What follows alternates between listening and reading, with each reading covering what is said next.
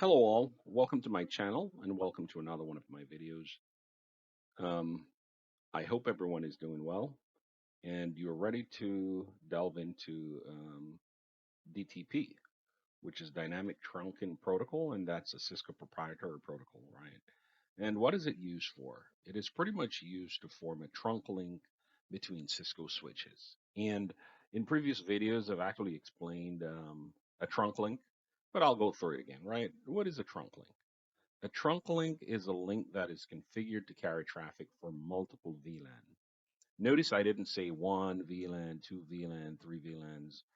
I say multiple VLANs because it could be for all VLANs. It could be a select number of VLANs, whatever you want, right? So it's a trunk port is a port that is configured to carry traffic for multiple VLANs, and an access port is a port that is configured to carry traffic for a single VLAN. All right. So what does dynamic trunking protocol do? It allows Cisco switches. Notice I'm putting an emphasis on Cisco switches. It allows them to form trunk, to negotiate trunk in between the switches.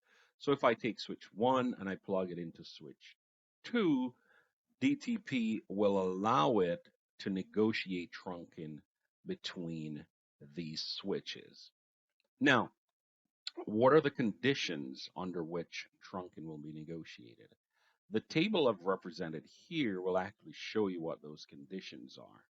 So this is switch one. If this were representing switch one and this were representing switch two, if the mode on the port is configured to dynamic auto, right, it will negotiate an access port.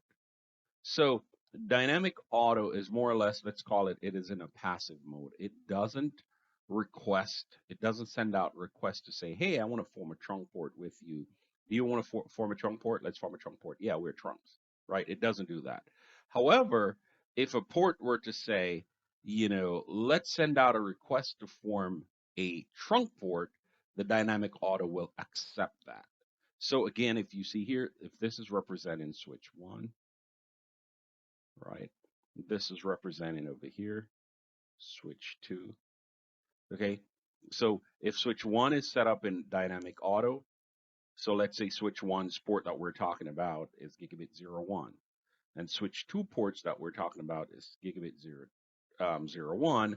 If they're plugged into each other and they're both set to dynamic auto, then the result is going to be an access port. Now, if switch one, the mode is set to dynamic desirable. Dynamic desirable now is an active mode. It is sending out a request to form a trunk port. So once it starts sending out that request to form a trunk port, if this switch 2 is configured as dynamic auto, it's going to see the requests come in from switch 1 and say, hey, do you want to form a trunk port? And it says, yeah, I want to form a trunk port, and boom, it's going to become a trunk port. Now, again, if switch 1 is configured as a trunk port, right, and switch 2 is configured as dynamic auto, again, once it's configured as trunk port, it is going to send the request out to form trunking, and they're going to end up being a trunk port. And if switch 1 is set to access, and dynamic auto is set on switch 2, that will end up being an access port, right? So with that there, you could follow this table and see what the results are going to be. Again, dynamic auto and dynamic desirable end up with trunk. Dynamic desirable and dynamic desirable end up with a trunk.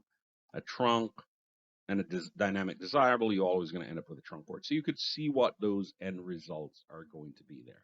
So in addition to talking about it from a theoretical standpoint, pardon me, we will actually jump into the CLI and see how that works. This is a very introductory level discussion, but at least it gives you an insight as to how this will work for you.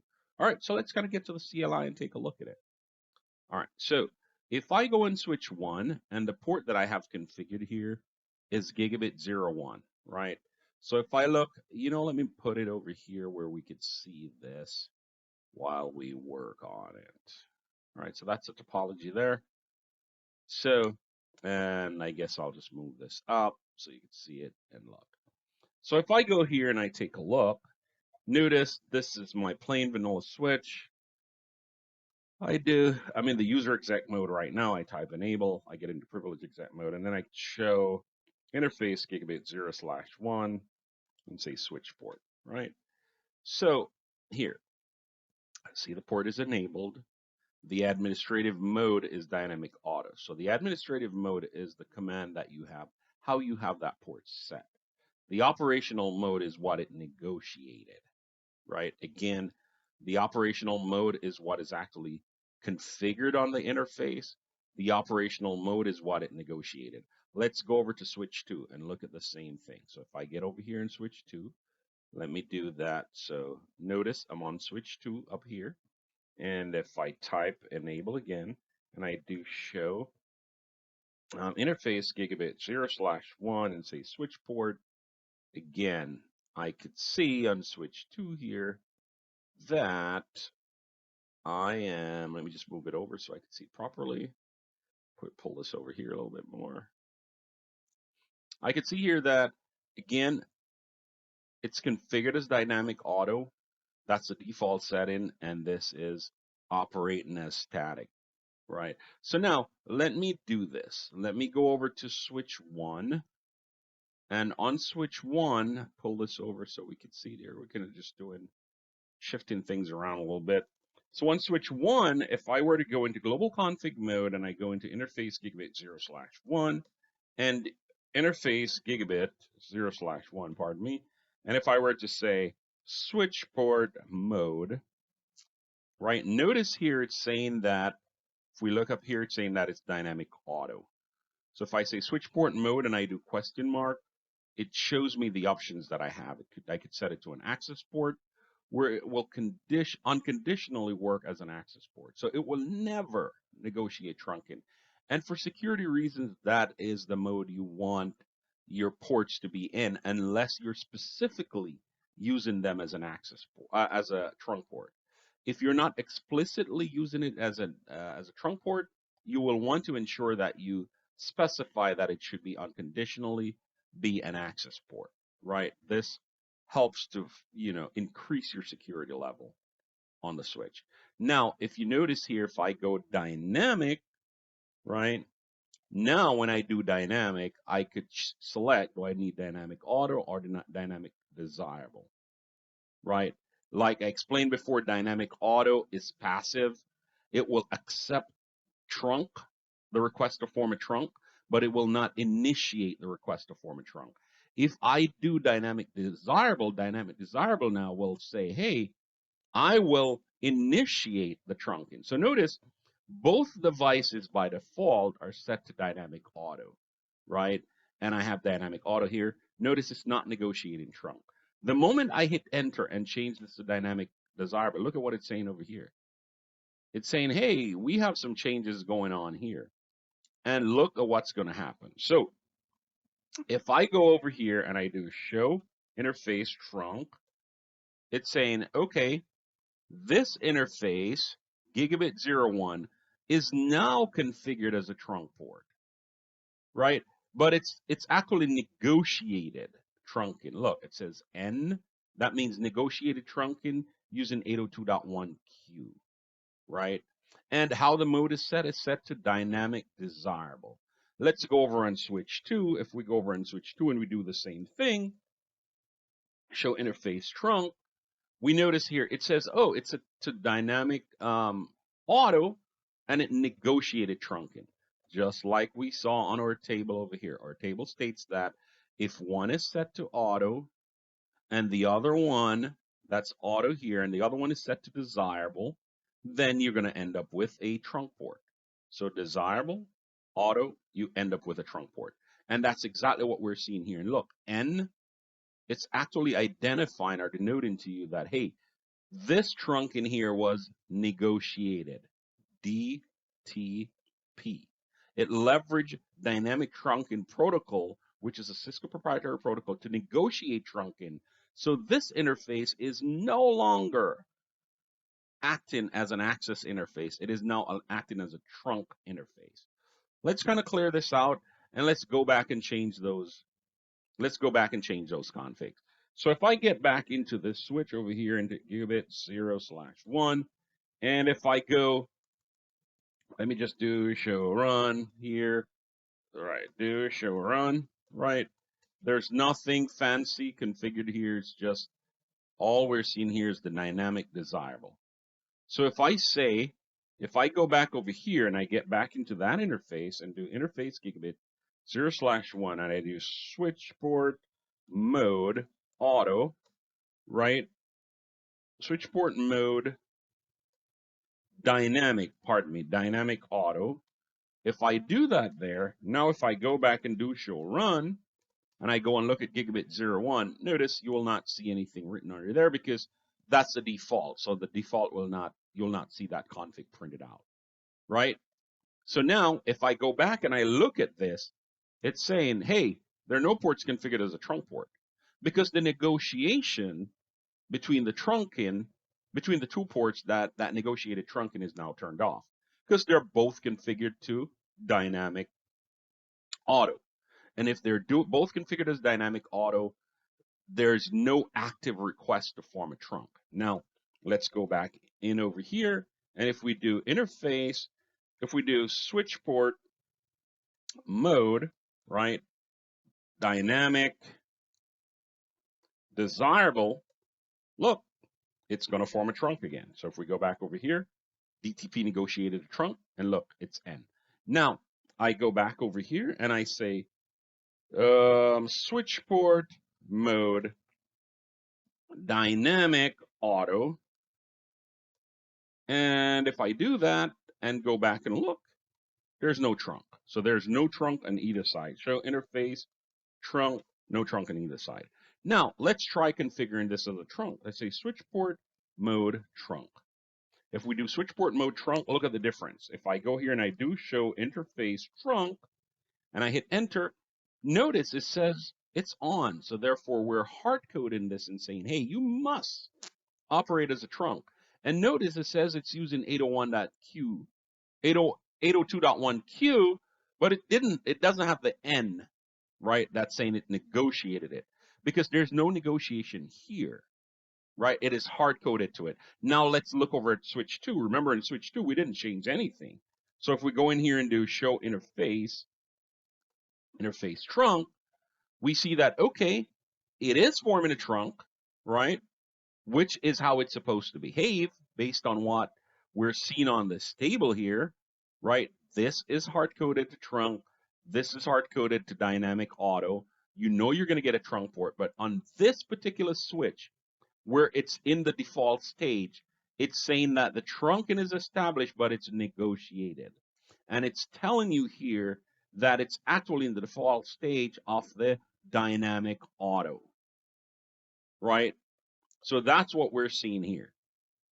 Now, if I go back over here again, we notice that it's hard coded. Now, if I go to switch 2 and I go into interface gigabit 0/1 and I say switch port mode trunk, notice it still remains a trunk, but if I do show show interface trunk, right? Notice it says it's trunk, but it's no longer saying auto and negotiated, right? It is saying that it is on and it's 802.1q. It was explicitly configured to be a trunk. Make sense, guys? Now, DTP is only used by Cisco devices. It's a Cisco proprietary protocol.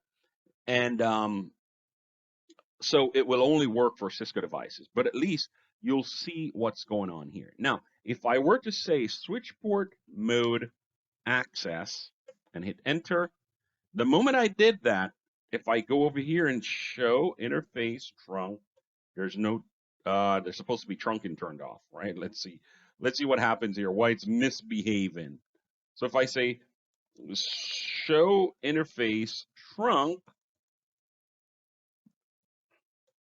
right, no trunk.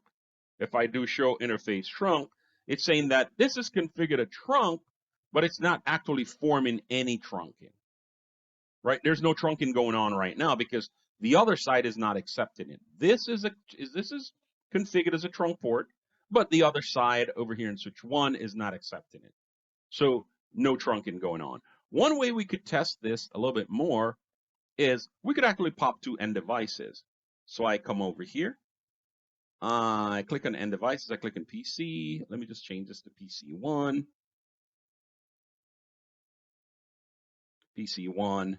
And if I go here, put this as PC2, we're going to connect them. I'm just going to connect this to Fast Ethernet 10 and connect this over here to Fast Ethernet 15. Doesn't really matter. I'm just choosing some ports.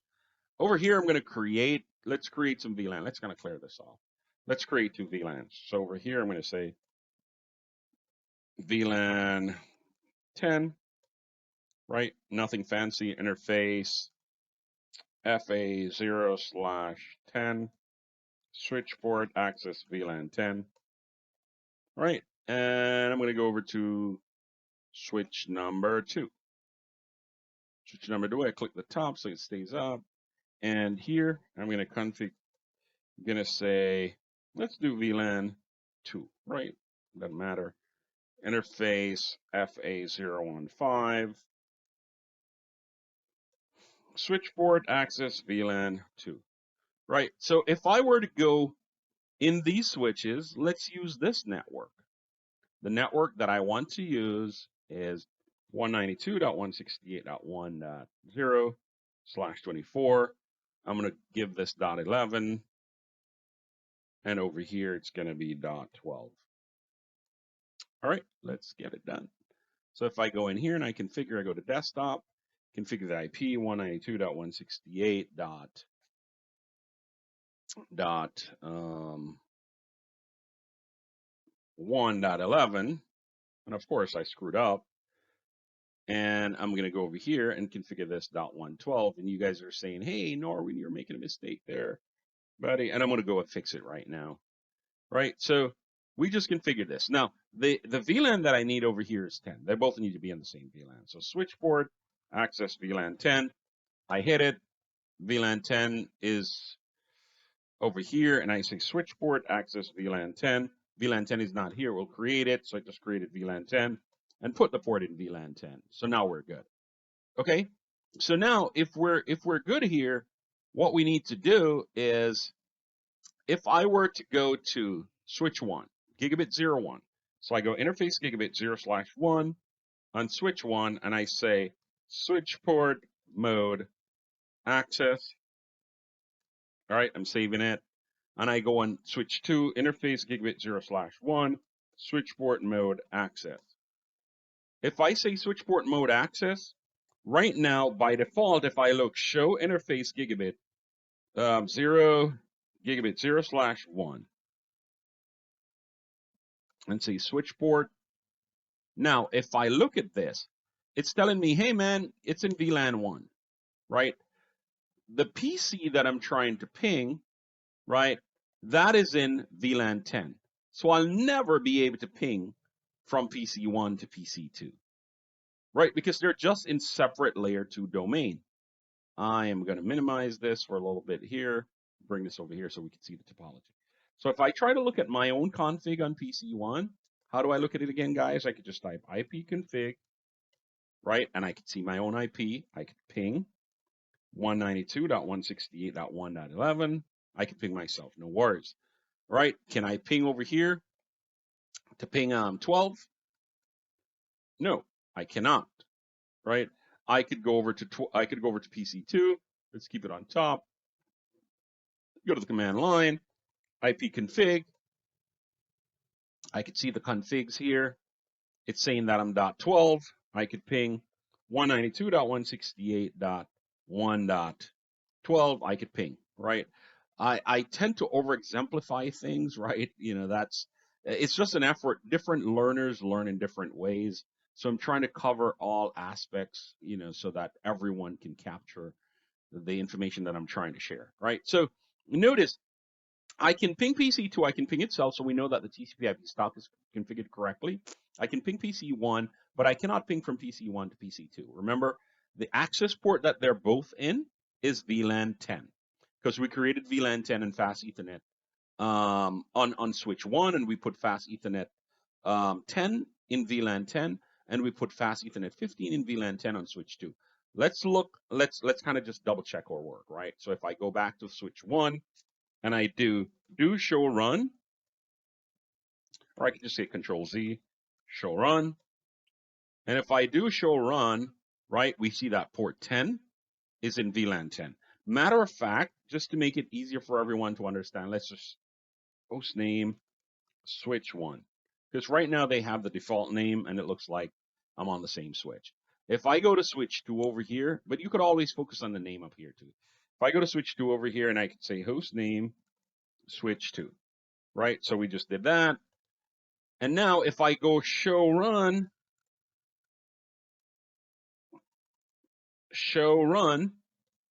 and look at fast Ethernet 15, I'll see that it's in VLAN 10. So if it's in VLAN 10, it's supposed to communicate. But let's continue all the way down to the bottom. Right here, I could see that switch 1 is gigabit 01 is configured as an access port, and I don't see a VLAN specified here. So by default, it's telling me that it's in VLAN 1. And if I do the same thing over in switch 1, do show run, and go all the way down. One quick way I could do this is by just saying, I could just quickly do this. All right, guys. So like I was saying, right now we have gigabit 01 and gigabit 01 from both switches. They're in VLAN 1. But we know that the PCs, PC1 and PC2, are in VLAN 10, right? I could actually just say, VLAN 10.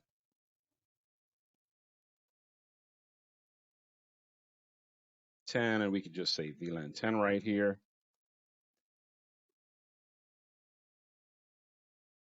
Right, so I know that they're in VLAN 10. So, if I look at gigabit, so if I go use the show commands over here, if I say do show interface gigabit 0/1, and I say switch port, right? I know, based on what I'm looking at, that the ports are actually in VLAN 1. So they're in separate layer 2 domain. There's no way the traffic is going to go across. One of the ways that we could do this is, and also it's configured as an access port. An access port is configured to carry traffic for a single VLAN. And in this case, it's carrying traffic for VLAN 1. So one way to get around this, we could say gigabit 01. We could say switch port access. We could come over here and switch 2, and we could say interface gigabit 0/1. Interface gigabit 0/1. Switch port access VLAN 10, right? And if we did that, let me kind of fast forward that a little bit. Now, if I try to ping the PC that I couldn't ping before, I could ping it. So I could ping both one, myself, and I could ping the remote PC. But that's not what we want, right? We're talking about DTP, dynamic trunking protocol, wherein we're connecting multiple switches, right, by way of a port, and this protocol is available to us that will allow us to form trunking automatically, carrying traffic for multiple VLANs. So the best way to do this is getting on the switch, going into, say, switch port access VLAN 1, switch port mode trunk, right? And we do the same thing on switch 1, right? That's just the easy and simple way. Interface, we say switch port access VLAN 1 if we want, switch port mode trunk, and here we go.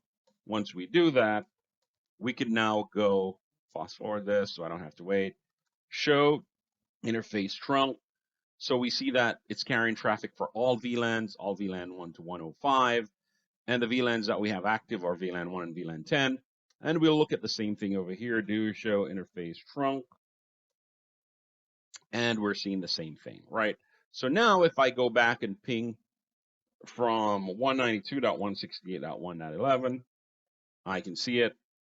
And if I could ping from 1.12, I could see it. So with the trunk port in place, right, I could ping across the from one switch to another switch, and it carries the traffic. And remember, because of how we had it configured, we were able to form the trunk automatically because it negotiated that. I showed you how it behaved when it's all in access port. I showed you how it behaves when it negotiated the trunk, and I showed you how it behaved when we explicitly determined that we want it to be a trunk, right? So I hope you will go through this lab, build your own lab using Packet Tracer, and just practice. And if you do have any questions, you could always feel free to ping me, and I'll provide you with as many answers as I can possibly provide you with. You could just leave your comments, and I'll provide feedback, etc. Thank you, and I hope you found this to be useful. Talk to you all soon.